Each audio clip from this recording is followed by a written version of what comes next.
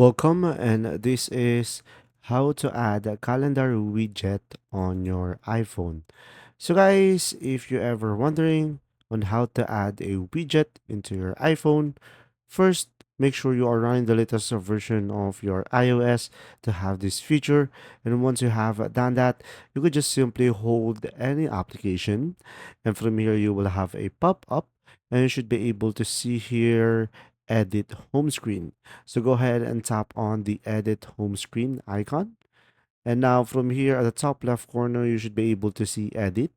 So go ahead and tap on edit and you will have an option over here, add a widget. So go ahead and select on that. Now from here, you could just simply scroll down until you find the calendar, or you could just simply use the search icon or the search bar at the top of the screen. And once you have tap it, you could just simply go ahead and select what version would you like to have the widget to. As you can see, there are multiple options over here. So let's say I'm going to go for month and select add widget at the bottom.